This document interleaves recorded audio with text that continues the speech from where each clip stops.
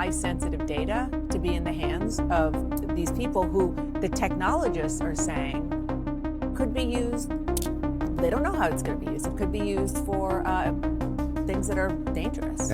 Yeah, it's interesting that they didn't have this perspective in 2020 when people were worried about their private information and health information and medical information getting released. You're tuned in to Kaz TV. What's going on, everybody? So apparently 21 DOGE employees have resigned and are protesting. Let's check it out. Federal employees just resigned in protest of the Elon Musk-led DOGE efforts. CNN's Sunlen Tripathi is breaking the story now for us. Sunlen, who are these individuals? Where do they work? And what did they say about their decision to resign?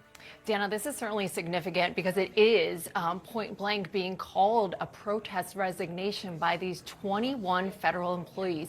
These are employees that had been in the federal government for years under the United States Digital Service, USDS. Now, these are people who work in technology. A source describing to me these are engineers, designers, data scientists, project managers.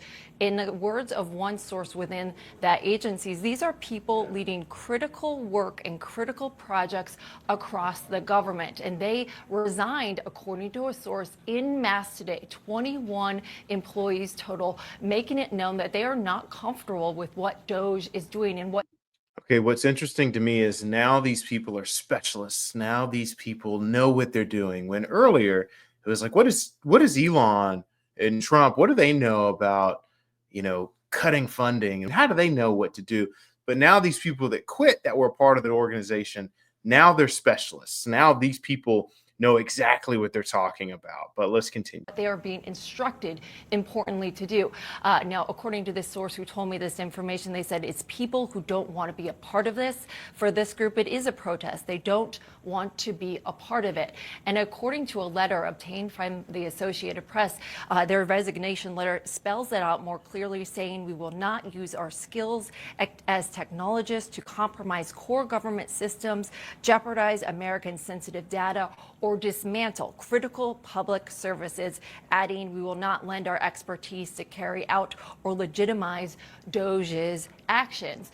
And the source tells me, Dana, that after the Valentine's Day federal firing, those mass firings that happened, of which they lost 43 people within the office, it was the Tuesday after that happened that was the first time that DOGE employees led their staff meeting. And the message there was clearly to try to turn the page, to acknowledge that this has been a hard few weeks and kind of rally the troops. But that message, according to the source, did not go over well. And it was then that this small group of people started to discuss ways that they could really, in essence, make their voices be heard and saying, what should we do together? What can we do? And the message clearly pointed to today's resignations. They all decided to make a point of resigning en masse today. And the source, Dana, tells me that they potentially anticipate more people to do the same in the coming days. Dana. Wow, it really is a very important development. Thank you so much for that, Sunlen.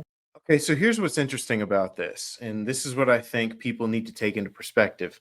A lot of these employees have worked for previous administrations in the government. A lot of these employees have worked with Trump. They've also worked with Biden. They've worked with Kamala, and they've worked in the government. They've had government jobs. Now, what's interesting about government jobs, and I respect people that decide to take up government jobs and serve us, the people of the country, with their career. Okay, I do appreciate it, but it's very different than the private sector in this way. Results matter. Efficiency matters. That's why if anyone in the private sector got an email saying, hey, tell me what you did last week, 5 things. This was an email that was sent out from Elon to federal employees. Please reply to this email with approximately 5 bullet points of what you accomplished last week. CC your manager. Do not send any classified information, links, or attachments. Deadline is Monday before midnight. Now, anyone that's been in the private sector realizes that's not hard to do. That's not a big deal. That's really not a big deal. And it says, do not share classified information. But I bring that whole point up to to point out this difference. If you're used to having to be efficient, effective, and get results, this isn't a big deal to you. But if you've been used to working on the federal side and working through bureaucracies, and you get promotions based on how long you've been there, and it's not about how effective you are, it's more just you're here, you made it through whatever the process was to get here, and now you are part of the system and you don't have to leave, you don't get fired. It's very difficult to fire federal employees. So when you take somebody who's used to working in that environment to the private sector where results are the most important thing, they're going to freak out, they're going to protest, they're going to feel like something wrong is happening.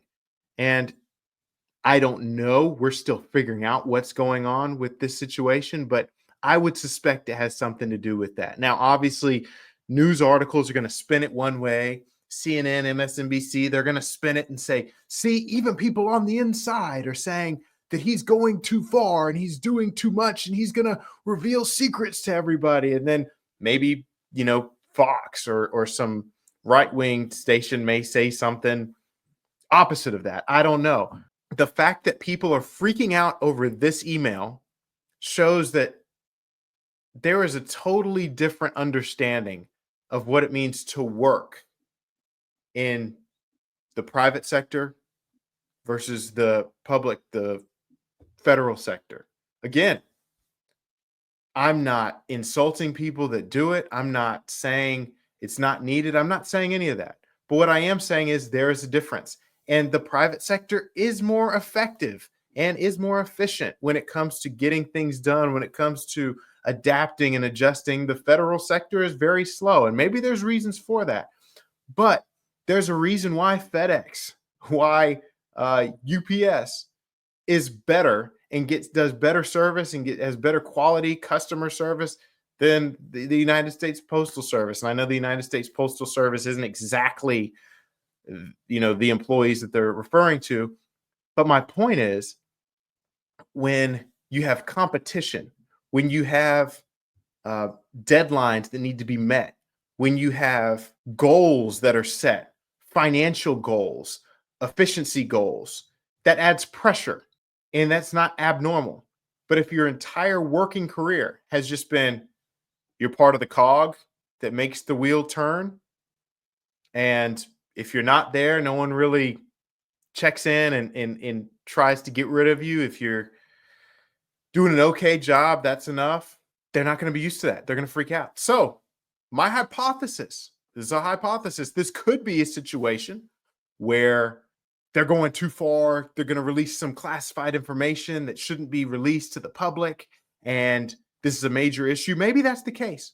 Or maybe it's people who are used to working on the federal side, and now they're working for someone who came from the private sector, who is results driven, and they're not used to working like that, and they don't want to. Is that as technologists, they don't want to use their skills to compromise core government systems, jeopardize Americans' sensitive data, or dismantle critical public services. I mean, let's just zero in on one of these things. Jeopardize Americans' sensitive data. If I'm just an average voter out there, whether it's somebody who voted for Donald Trump or somebody who didn't, I'm not so sure I want my sensitive data to be in the hands of these people who the technologists are saying could be used. They don't know how it's going to be used. It could be used for things that are dangerous. Yeah, it's interesting that they didn't have this perspective in 2020 when people were worried about their private information and health information and medical information getting released. They didn't have that perspective in 2020. We've just got to be careful when we hear these stories, because think about it like this. If you hear a story about somebody constantly from someone who doesn't like that person, is there ever going to be a situation where that person isn't the bad guy? So just keep that in mind when you hear these stories from CNN, MSNBC, when it talk about Trump or Elon. And really, It's crazy to me because people on the left loved Elon, especially when he was, just Tesla. I love Tesla. He's a genius. He's done so many amazing things with electric vehicles. But then the moment he showed any political leaning, somewhat, not even to the right, but away from the left, now automatically, and especially since he's connected to Trump now he's, public enemy number one. But they're not getting rid of the Teslas. But comment below and tell me, what do you think? Why do you think these people left? Do you think it's because there's actual dangerous data that's being leaked to people? Or do you think that it's, like I said, maybe they don't like this administration and they're leaving because they don't like working for Elon? Thanks for checking out this video. If you haven't yet, check this one out, and I'll see you guys next time.